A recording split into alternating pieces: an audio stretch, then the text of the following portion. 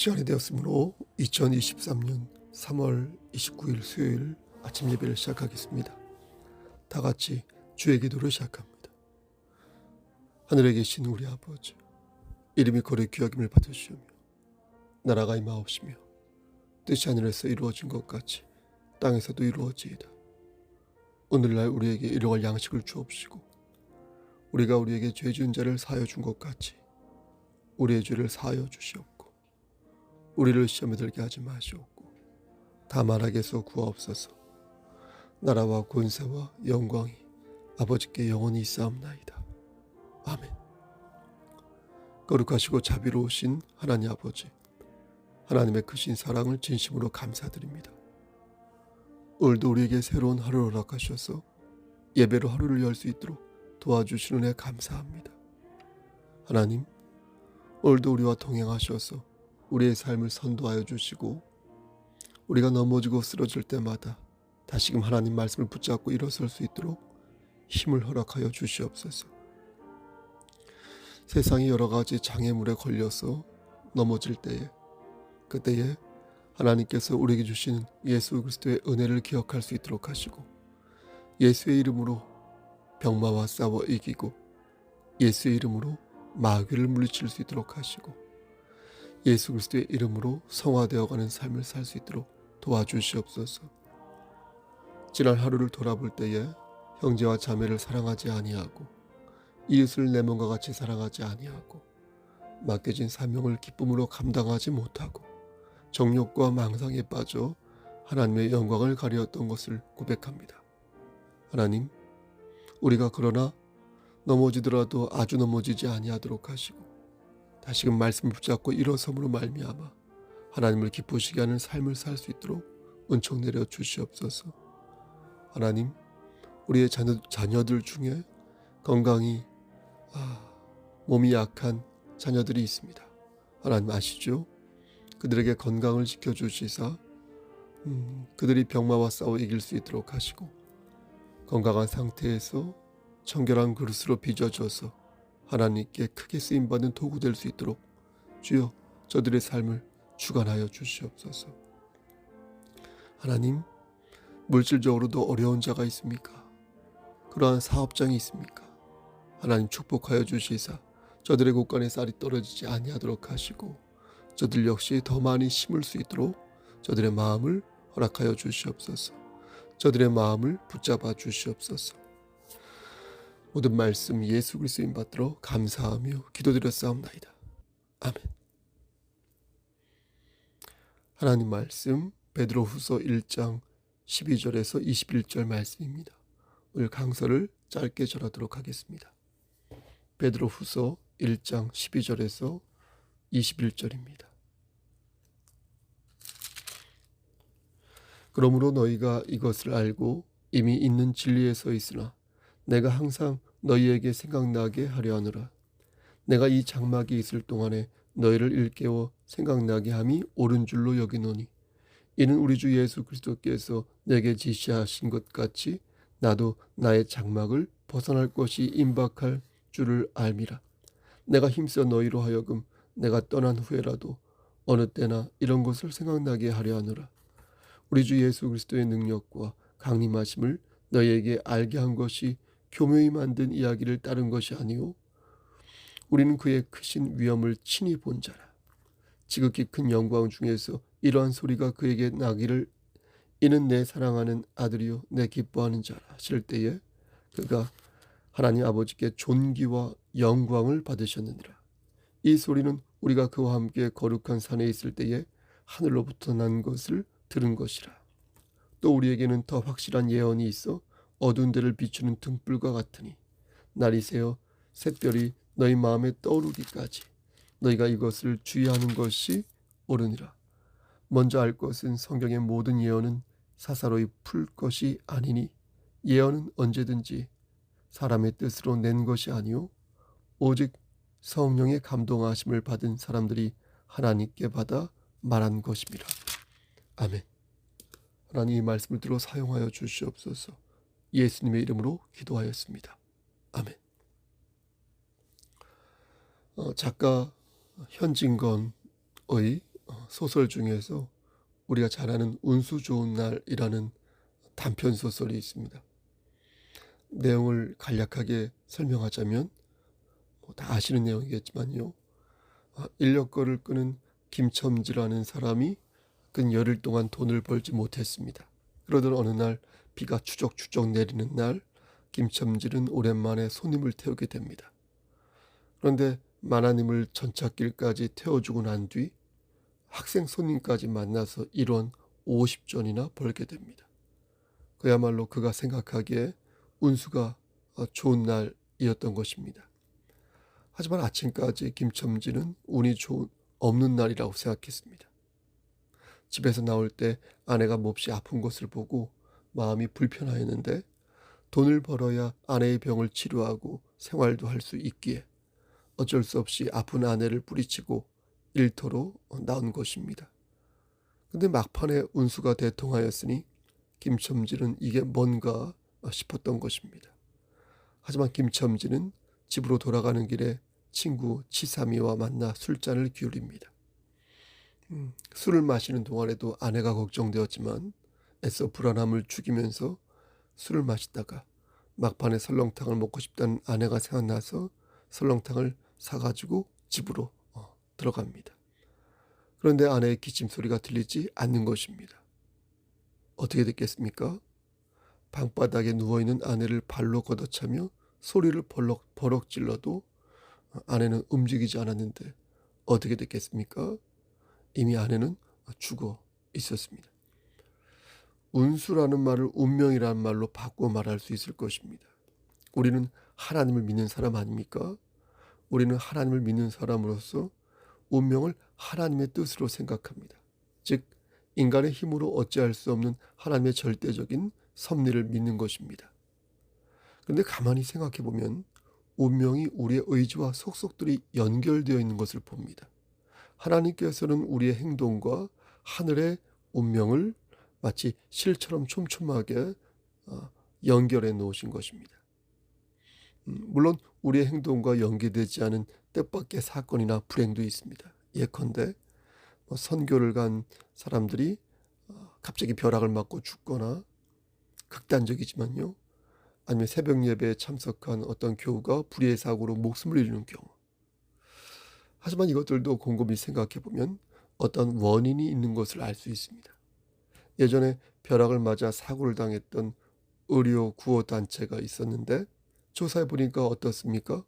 당시 안전 장비를 갖추고 있지 않은 것으로 드러났고요. 또 뭐지요? 아파트에서 이렇게 동전을 던져서 행인을 뇌사 상태에 빠뜨린 사건이 있었지 않습니까? 근데 그 동전 던진 사람이 그전에도 그런 짓을 한 것으로 판명이 났지 않습니까? 만약 그의 부모가 확실히 주의를 주었다면 그런 사고가 일어나지 않았을 텐데 부주의한 교육이 결국 비극을 초래하고 만 것입니다. 이런 것을 보면 모든 불행은 원인이 있기에 어떤 면에서 해법 또한 있는 것입니다. 김첨지가 조금만 돈이 있었더라면, 아니 조금만 지혜로워서 변통이라도 하여 아내를 병원에 보냈더라면 어쨌든 그의 아내는 그렇게 허무하게 죽지 않았을 것입니다. 10년 전인가요? 해병대 캠프에서 5명이 안타깝게 죽은 사건이 있었지 않습니까? 그런데 그때 사람들은 처음에 아무도 못 막는 불가피한 일이었다라고 말했지만 뒤늦게 밝혀진 바에 따르면 그건 역시 반복해서 말씀드리지만 안전수칙만 확실하게 지켰어도 막을 수 있는 인재였다는 사실이 드러났지 않습니까? 노량진 수몰 사고도 그렇고 여튼 많은 안전사고가 최근까지도요.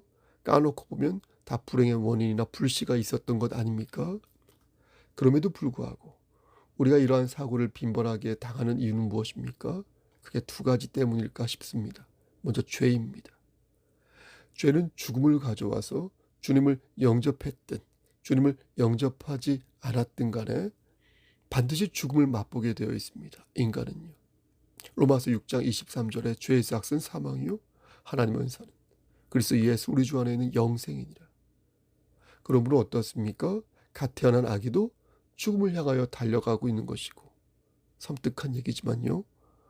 또 오늘 결혼한 새 신랑과 새 신부도 죽음이라는 큰 그림을 향하여 달려가는 것입니다. 오늘 승진한 남편과 자식도 모두 이 큰 그림을 향하여 달려가는 것입니다. 우리가 사고를 빈번하게 당하는 두 번째 이유는 무엇입니까? 탐욕 때문이 아닙니까? 죄가 큰 그림의 죄라면 탐욕은 작은 그림의 죄일 것입니다. 아담과 하와 때부터 내려온 죄가 원죄라고 한다면 탐욕은 내 안에서 수시로 샘솟듯 일어나는 나쁜 마음일 것입니다. 그것은 시기하는 마음이요, 질투하는 마음이요, 부정한 마음인데 이러한 탐욕이 우리를 죽음으로 이끄는 것입니다. 그럼 하나님의 자녀들은 이러한 죽음을 어떻게 이해할까요? 운명은 피할 수 없지만 그가 하나님의 뜻을 받들어 지혜를 가진 자라면 그는 하나님의 뜻을 깨닫는 과정에서 자신의 미래를 바라볼 수 있어야 할 것입니다. 여러분, 여기에 진리의 말씀이 있습니다. 우리가 이미 알고 있는 것을 알도록 하나님께 간청하는 마음을 우리가 가질 때 하나님께서는 우리에게 삶을 반듯하게 살아가게 하는, 바라볼 줄 아는 그런 지혜를 주시는 것입니다.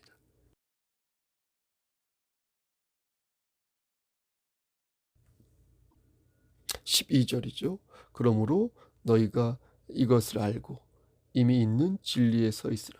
내가 항상 너희에게 생각나게 하려 하노라. 그렇죠?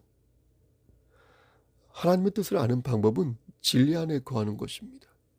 저는 성경 본문을 통하여 계속해서 그것을 여러분들에게 목사로서 상기시키고 있으며 저 또한 말씀으로 성화되기 위해 나름 노력하고 있습니다.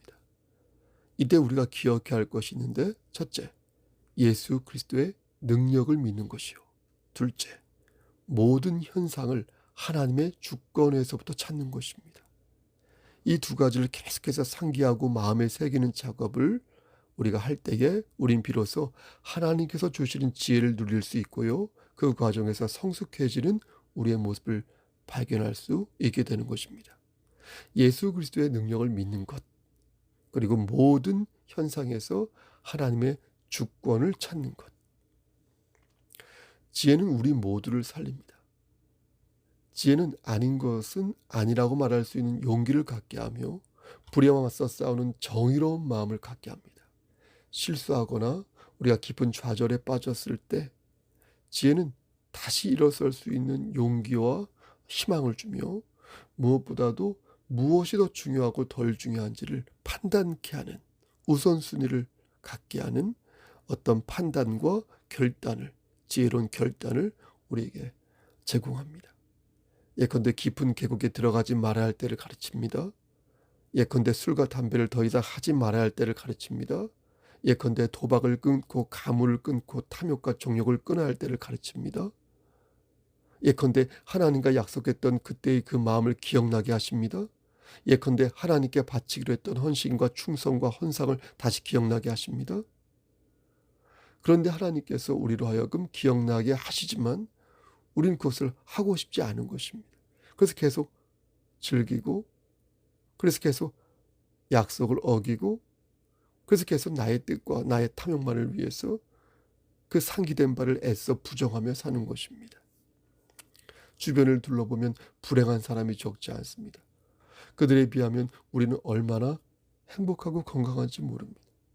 불의의 사고로 사랑하는 사람을 잃은 사람들을 보면 한 가정이 무너져 내리고 있음을 봅니다. 여러분, 그들에 비하면 우리는 얼마나 행복하고 건강합니까? 아내를 잃은 김첨지는 어떻겠습니까?